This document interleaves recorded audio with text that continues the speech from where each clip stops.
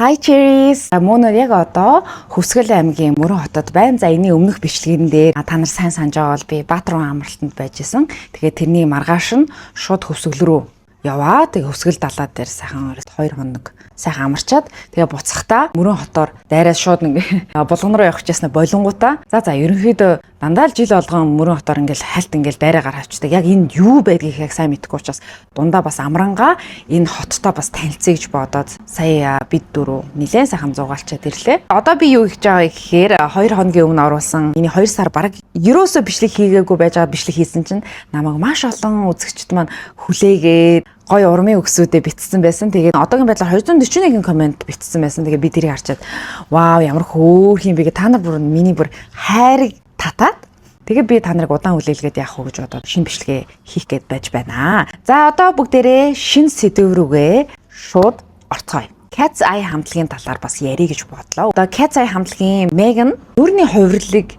хүмүүс айгүйх магтцсан байсан. Ялангуяа хамгийн сүүлд гаргасан хэрэг та нар сонсоог байх юм бол би өмнөх бичлэгэн дээр хэлжсэн Cat's Eye хамтлагийн Game Boy гэдэг дуу гарсан байлээ гэд хэлсэн шүү дээ. Өнөөдөр тэр Game Boy гэдэг дууны доор талд одоо комментуудыг уншихгүй юу? Маш олон хүмүүс Megan гэд охиныг магтсан байсан. Megan бүр ямарлаг те нүүрний хувиралтай юм бэ. Gnarly гэдэг дуун дээр ч гэсэн ингээд нүүрний хувирал үнэхэр чадварлаг байсан шүү дээ. Бүр ингээд жүжигчин юм шиг те. Тэгээ хоёрт болохоор София яг энэ Game Boy гэдэг дуун дээр өмсөн байгаа та нар лукийг хараарай. Ялангуяа тэр топ одоо дээгүүр өмсөн байгаа цамцныхаа гадуур бра зүтсэн байгаа. За тэр бра нь болохоор ийм цэнхэр өнгийн баавгай байсан. Нэгцэн нэхмэл гэх юм уу. Тэгээ би шууд тэр хэсгийг харчаад өөрөө би юу гэж бодсон бэхээр энэ яг нөгөө Blackpink-ийн Jennie-гийн Like Jennie гэдэг клипэн дээр гардаг Hello Kitty гэдэг шүү дээ мөнгөлөг. Яг тэрнээс санаа аваад ер нь бол Jennie дандаа ингэ трендийг үүсгэж ядагтай адилхан тэндээс яг санаа аваад София ийм бра зүс юм ээ гэж би ойлгосон. Надад бол маш их тийм төстэй. За энэ бас миний бодол. За дараагийн 3 дахь зүйл юу вэ гэхээр би яг Game Boy гэдэг дууны комментууд уншижсэн чинь маш олон хүмүүс ингэ бичсэн байсан л да. Энэ дууны thumbnail зураг дээр Megan гэдэг охин мэдэн штэ. Зөвхөн Megan-ы зургийг оруулсан байсан. Хамтлагийн зураг мураг бол биш. Тэгсэн чинь яагаад ингэ Megan-ыг ингэ зургийг оруулсан бэ гэсэн чинь Megan өөрөө 2002 оны 6 сар 26-нд төрсөн. Сая 6 сар 26-нд 23 нас хүрсэн юм байна. Тэгсэн чинь Game Boy гэдэг дуу яг энэс яг 1 хоногийн дараа буюу маргааш нь 6 сар 27-нд Game Boy гэдэг дуу YouTube-д бол цацагдсан.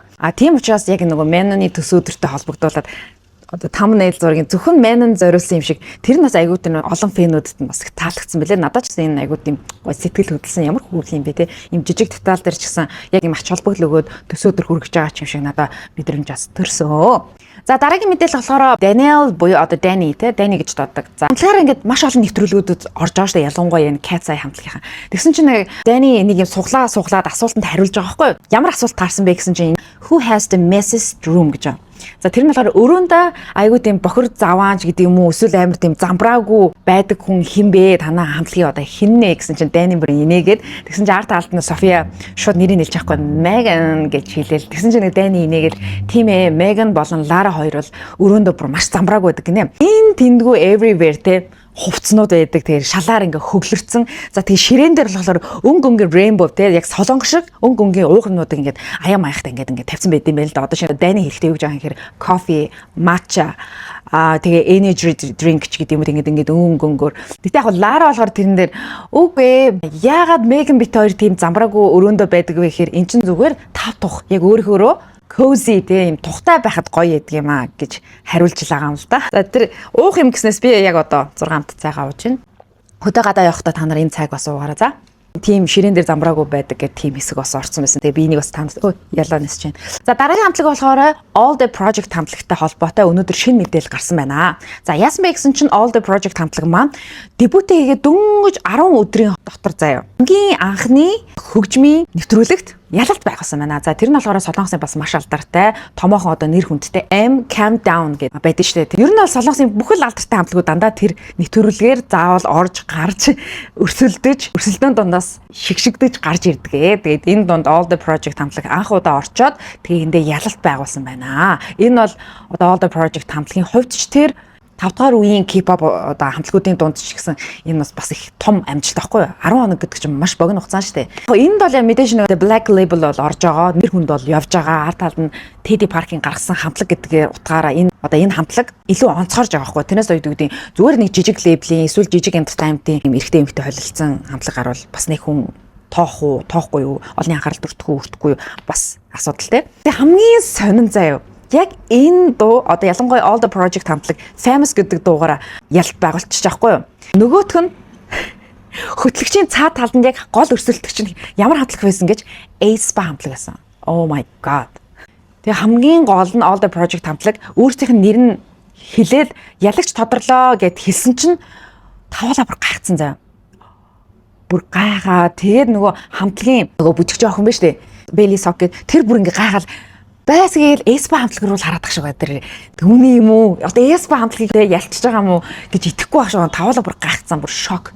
Олон жил ингээд карьертай байгаа aespa хамтлагийн шинэ дуу байгаа штэ. Dirty Work гэж дуу. Тэр дуутай ингээд өрсөлдөөд тэгээд цоо шин хамтлаг ингээд төрүүлчих жоохгүй. Гэтэ яг яалчгүй нөгөө All the Project хамтлагийн энэ шинэ дуу бол ялч үнэхээр гоё дуу байсан. За дараагийн нь болохоор би бас юу ярих гэж бодсон бэ гэхээр J-Hope-ийн талаар ярих гэж бодсон. За Killing It Girl гэдэг дуу гаргасан шүү дээ. Яг тэр дууны гол дүр бүжигчин эмэгтэй байсан Alisa Santos гэдэг нэртэй. Энэ эмэгтэй миний мэдхийн заа яг энэ дуу цацгсны дараа нэг мэдхэд л ингээ 100 мянган Instagram дагчд болсон заа. Тэгээд 2 хоногийн дараа байлаа ингээ харсан чинь 200 мянган дагч хүрсэн. Тэгээд би вау энэ огч бүр үнэхээр viral болж байгаа юм байна. Бүр алдартай болж байгаа юм байна. Олон огтын тэгээ бүр ингэ зүрх сэтгэлийг шархлуулж байгаа. Ягаад тэгэхээр нөгөө J-Hope-тэй ойрхон бүжиглээ. Тэгээд бие биенд нь хурж мөрөөд тэр клипэн дээр ингээ хосын үйл явдлыг харуулдаг байгаа шүү дээ. Ингээд нэг нэгэнд ингээ дурлцсан. Бүр ингэж ойртой заа. Бие биенд нь хурж мөрөөд амар санаа. Тэгээд сая би яг энэ бичлэг хийхээс өмнө ингээд ороод харсан чинь 312 мянган дагчтай болцсон байвал яах вэ? Дагчдын тоо нэмэгдэж гин. Тэгээд хамгийн гол нь бүжгийн бэлтгэл хийхэд бол бүр олон цаг, олон өдрөөр бэлтгэл хийж байгаа шүү дээ. Тэгээд тэр хүнтэй ойрхон та нар ингээд зүгээр нэг өрөөнд хамт ингээд амьсгалж ингээд оддоо. Энийг бас ярих гэж бодлоо. За үүнээс гадна болохоор дараагийн хамгийн сүүлийн мэдээлэл болохоор бидний хүсэн хүлээсэн бараг л 3 жил хүлээсэн Blackpink хамтлаг маань эргэн ирсэн. За ялангуяа өнөөдөр 7 сарын өнөөдөр шин мөлөө 5 мөлөө. Тийм 7 сарын 5-нд Deadline гэдэг нэртэй дэлхийн аялын тоглолтынхоо хамгийн эхний одоо газар болох Сөүлд тоглолтоо хийж байгаа. Тэгээ би яг энэ бичлэг хийхээс өмнө одоо болохоор 7 сарын 5-ны 20 цаг 40 минут болж байгаа байхгүй юу? Blackpink-ийн тоглолт эхэлсэн байлээ. Би бүр харлаа. Тэгээ ерөөхдөө ингээ би хайлт ингээ нөгөө богино рилүүд үзэхгүй юу. Тэгсэн чинь ялангуяа Jennie мэдгүй би ягаад ч юм зүгээр Blackpink өмнөх ирч хүчин жоохон байхгүй болсон юм шиг нилээ амар ядарсан. Ингээ Jennie бүр ирч хүчгүй ингээ дуулаад байгаа мэдгдсэн. Лисач үг ингээл баян инээгээл хөөрөөл тэрний юун дээр чинь ингээл олон хоног олон сар жил тэ бэлтгэл хийсэн шахуу цагийн хуваартай хаана хизээд ингээ реклам тоглолцсон хаана хизээд ингээд клипний зураг авалтанд орсон брендийн уулзалтанд орсон энэ олон ажлууд тэг бүжгийн бэлтгэлч гэдэг юм уу тэгээд энэ ихний аялын тоглолтын нэг бэлтгэл гээл энэ их ажлуудыг яаж амжуулаад байгаа тэг өөртөө дуугаа зохиож байгаа тэгээд олон фестивалуудад орж байгаа жоо ядарсан харагдаад байна да гэж би зүгээр бодсон.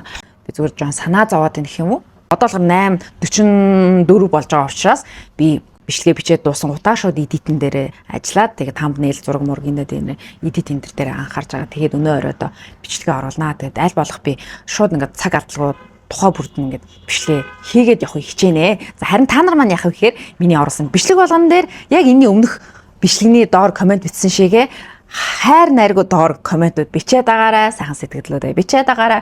Өөр та нараас юу гэж бодож байна? Blackpink, aespa, All the Project, KZ хамтлагийн талаараас юу гэж бодож байгаа бас бичээрэй. Тэгээд өөр бас ямар хамтлагуудын талаар бас бичлэг үзмээр байгаа бас санал болгоорой. Тэгээд энэ өмнөх бичлэгүүдийг ингээд анзаараад харахад бол намайг Baby Monster хамтлагаар бичлэг хийгээрэй гэдэг хэлээ. Хэрвээ та нар үнэхээр Baby Monster хамтлагийн талаар бичлэг хийхийг хүсэх юм бол яг энэ бичлэгийн доор Baby Monster гэдэг комент үлдээгээрэй гэж хэлмээр байна. За тэгээд бүгдээрээ дараагийн бичлэгээр уулзцаая. Баяртай.